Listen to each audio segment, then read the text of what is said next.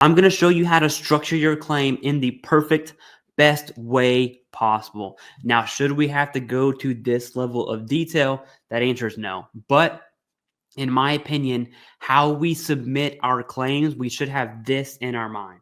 I want to make it as easy as possible for the dumbest adjudicator at the VA. I'm talking lowest common denominator. I want to make it as easy as possible for that person to understand my evidence, understand my claim, and show that my claim is related to service. That's what we need to do. I would argue veterans need to take some responsibility in that. And so I'm going to jump right into this and show you how to structure the claim. And then we'll talk about why structuring it this way is important. So I'm going to be sharing my entire screen here. So if you see some edits, that's because I shared something that I didn't want to share with the YouTube. So here we go. My screen's also over here. So you're going to be getting my bad side. I apologize. Here you see, well, let me go to desktop. TheCivDiv, you're going to see excerpts from my service treatment records and from my VA medical records. And I'm not going to show you my whole record, but I have some redacted portions here. And so I want this to be like the Barney style version of this. Now let me go ahead and zoom in.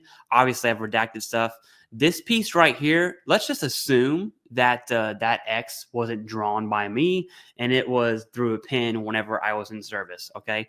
And so this is talking about a neurological disorder. That is an absolute giant circle there. Let me lower the thickness. So let's say that X right there was drawn in real life back in 2012, and it's for a neurological disorder. This is evidence from service. I want to make sure I include this in this PDF file. I saved it as a PDF. You can name it whatever it is you want to name it. To be honest with you, the VA doesn't even see your naming convention. I would stay within the big three context. So service treatment records, current diagnosis, and Nexus. So if this is your service treatment records, boom, I would name this neurological disorder STR. And that's exactly what I've named it.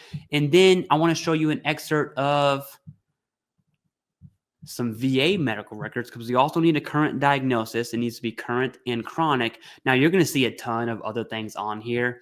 And just, you're going to have to hop on the pretend boat for me. I'll make this red. But you'll see that there's evidence right here for chronic lower back pain. Okay. No leakage of urine and stool. So that's kind of competing evidence. If I want to go a bladder condition secondary, that's very important to know. Let's see, what else do we have here? Naproxen, whatever that, but drowsy, takes low doses, ongoing physical therapy. That's evidence right here. Boom. Let's do another color for, left wrist pain. Bam. More evidence. Not interested in, I think it's occupational therapy. We'll do another color for what's next. Left knee pain. All of this is evidence, okay? Not interested in PT. We have headaches right here. We'll make that one yellow. Headaches, evidence, bam, bam, bam. And all this is dated, okay? It's got everything you need. And then here you see, consider further workup, imaging, neural referral. Now, obviously, that's not a current diagnosis, but hop on this wagon with me of just pretending like there's a neurological condition right there. Bam. There we go. So now let's say I do go to this referral. Something happens. I get diagnosed. I get treatment.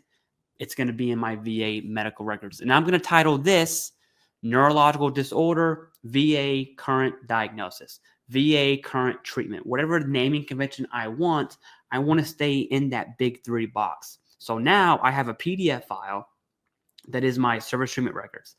I have a PDF file that is my VA medical records. And this is just one page. You would have all the relevant medical evidence. I'm obviously not going to black out my entire records. That would take forever. Okay. But yeah, there we go. Boom. That's how you structure your claim. Now you can submit that using Quick Submit. Now what I am going to do is I will show you Quick Submit, but I need to log in first. And that I'm obviously, for obvious reasons, I'm not going to show you my credentials for quick submit. Now, all you need to do is Google quick submit VA. That's what I'm going to do. It'll pop up as an Access VA. Let's go ahead and log in really fast. I'm going to use id.me, accept, sure. Now, this stuff is none of your business. So sorry about that. I'm going to log in. It's going to ask me some 2FA stuff. Let me do the 2FA, two-factor authentication. There it is. Bada bing, bada boom. Boom, boom, boom. Boom, boom, boom. Boom. I want to make sure I'm going to scrub this before I go back to sharing my screen with you. But seriously, this is how you structure like the best perfect claim.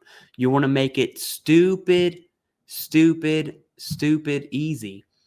Okay, I want to make sure that none of my PII. Okay, I'm not gonna actually upload the document, but what I will do is just show you the screen so you can see it. It is this one. Please don't show anything. Okay, perfect. Bam. So there we go. That's the quick submit. All you have to do is hit upload documents. It's right there. Hit upload documents. And if you can essentially upload a picture to Facebook or whatever platform you use, you can use quick submit. So you would upload those documents, submit your claim online through va.gov. You can even submit the 526 here. I would not do that personally, just because the analog version, the paper version of a 526 is just, it's nerve-wracking. The VA online claim system that the VA got right. And that's it. I would say, hey, here's my evidence-based claim. Now, obviously, if you have a Nexus letter or DBQ, you would also submit that with your claim. You can make one PDF file and do title pages, service treatment records, bam. You know, current diagnosis, bam. Current treatment, bam. Nexus, bam. DBQ, bam. I don't care what you do.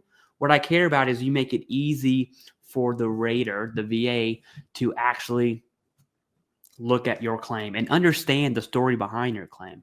And of note, the main reason, the number one reason I prefer veterans to do it this way, which I understand it's a little on steroids, if you will, it forces the veteran to understand their evidence. Now I know I have evidence from service of a neurological disorder that I checked yes on, and this is the make-believe story that we have going on here. I know the date. I know the doctor. It was all blacked out. I know all that information. So I'm at my CMP exam, and they say, hey, talk to me about this condition. Immediately, hey, 2012, I know I have this evidence. Here's exactly where it's at. Here's what I said. Here's what's going on, blah, blah, blah, blah, blah. In 2020, I went to go see the VA to receive a current diagnosis, a referral, whatever your evidence is, it forces the veteran to know it. So now I can talk about it.